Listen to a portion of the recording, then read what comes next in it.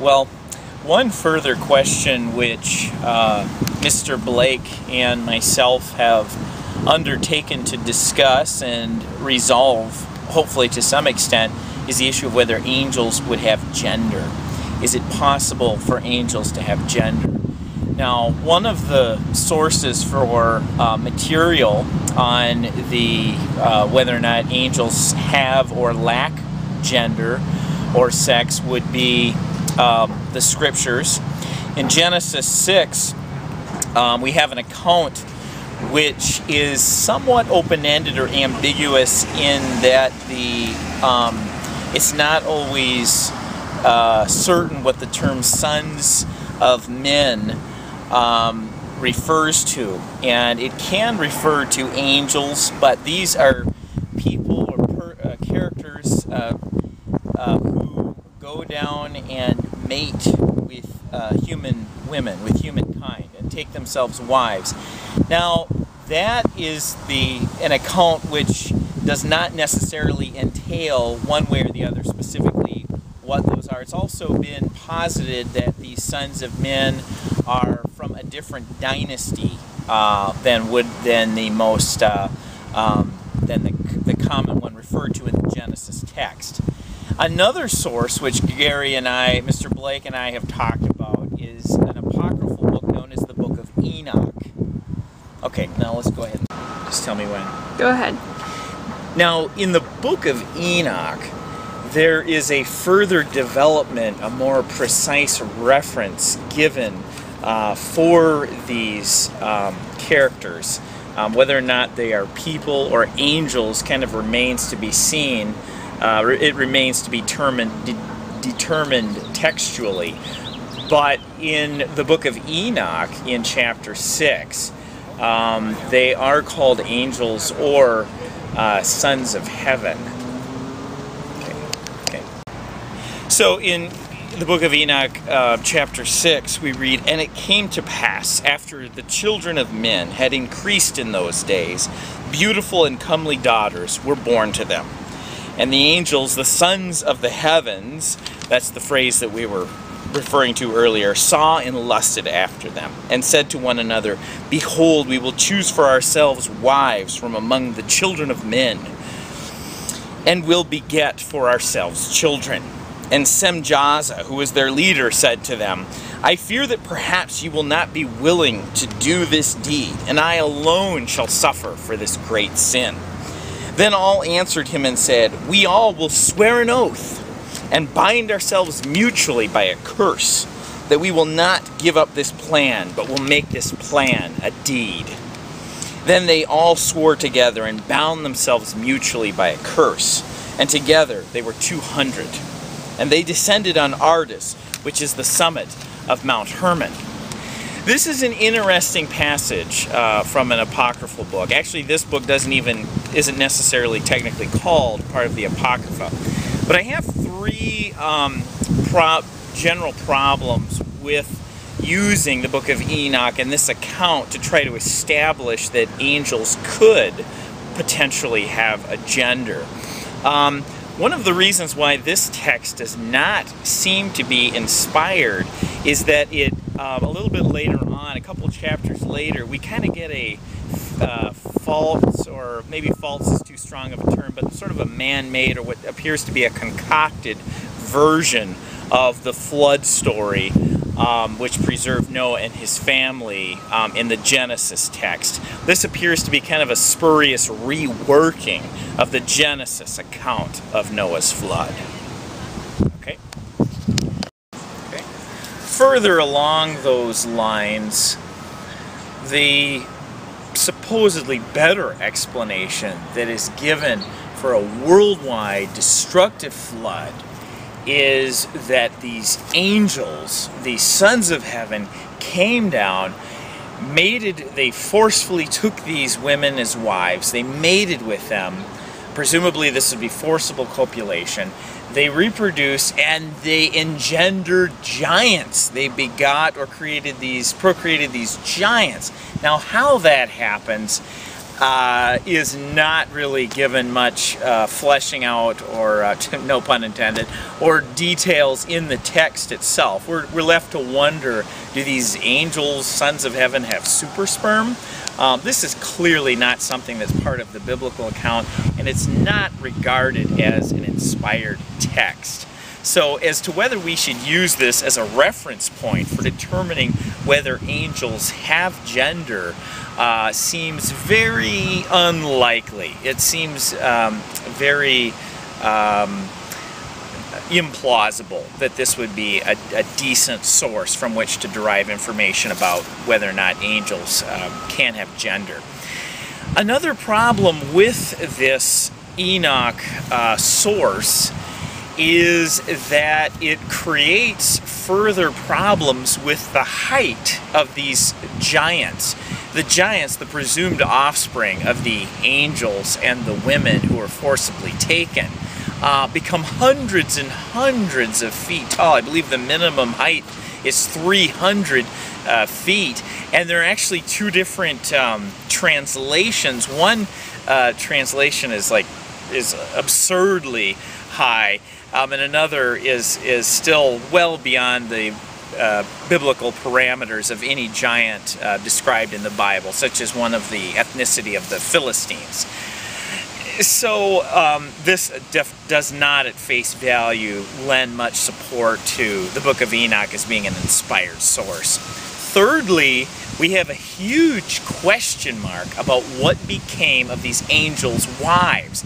There are two totally different references that are given from different texts in the Book of Enoch as to what is the outcome for these wives. After their husbands, these male angels, supposedly are judged, they go on, and in one text they become sirens, seductresses. In another account, they become peaceful. In another translation, they become peaceful. So this just seems like an additional problem that doesn't really validate the notion that the angels would have gender. Alright, so now we've looked at one major source that would lend support to this idea that angels could have gender. Now, if angels are spiritual beings without gender, that would definitely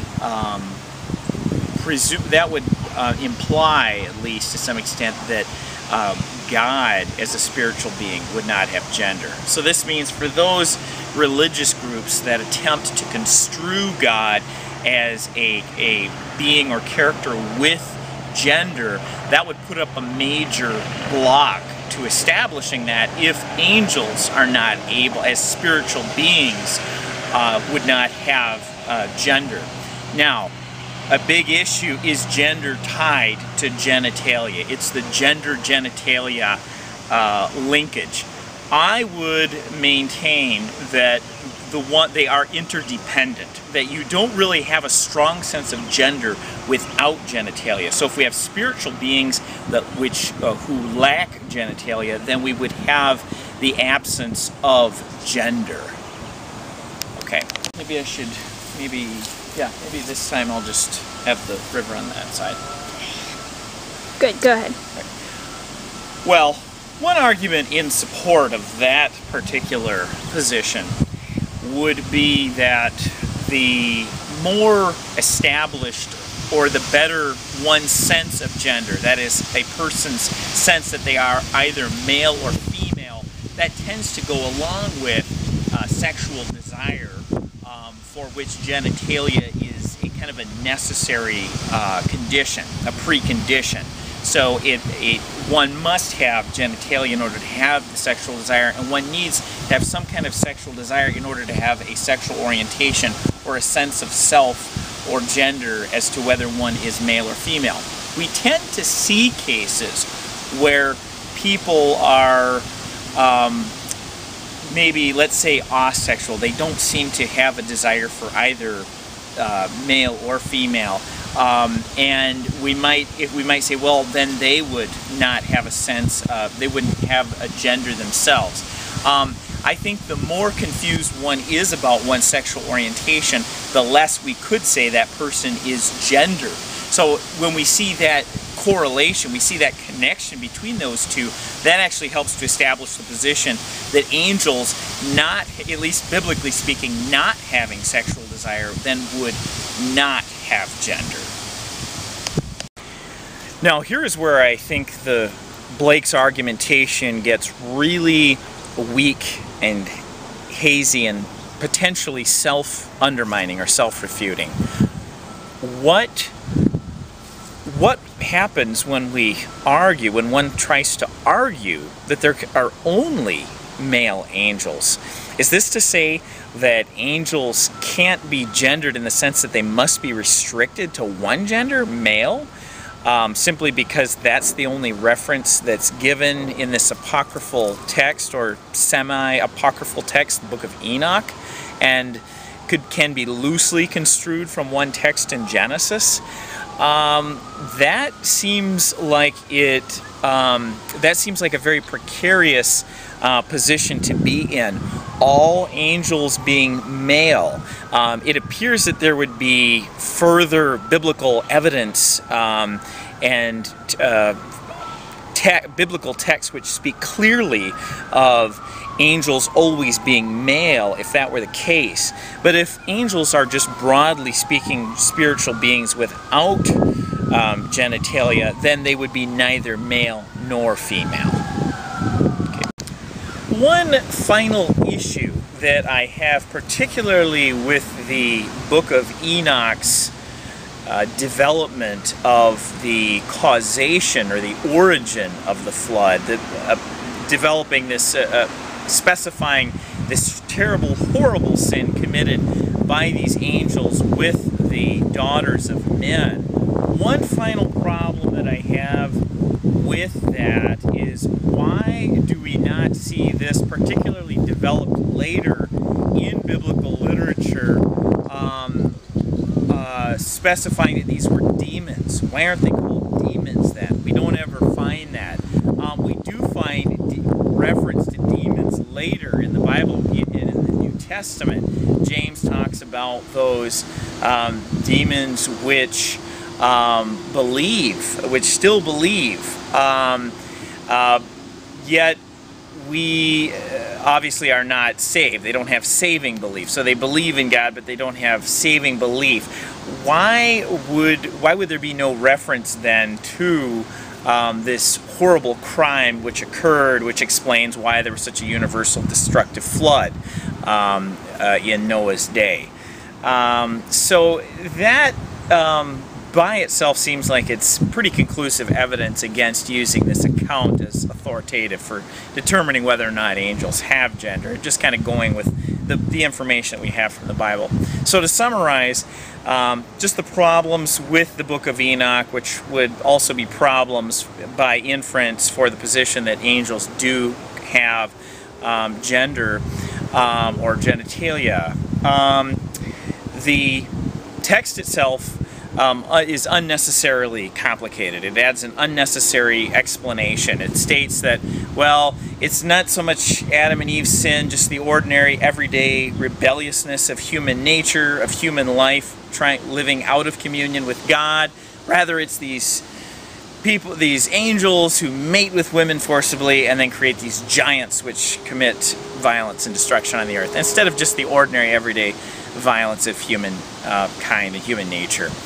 Number two, the actual size of the giants seems so disproportionate to anything else written in the Bible, and it's beyond believability. It's beyond credibility, frankly. The eventual outcome of the wives who were taken later, there's this huge disparity between whether or not they become sirens or seductresses, which is a clearly mythological reference, and whether they become peaceful, according to a different rendering of the Book of Enoch. So for those reasons, and the final one about the Bible never equating these sons of heaven or angels with clearly with demons, which they would be, particularly for such a heinous offense as creating these giants which wreak havoc on the earth. For those reasons, I find that highly implausible that we can really believe that angels have gender.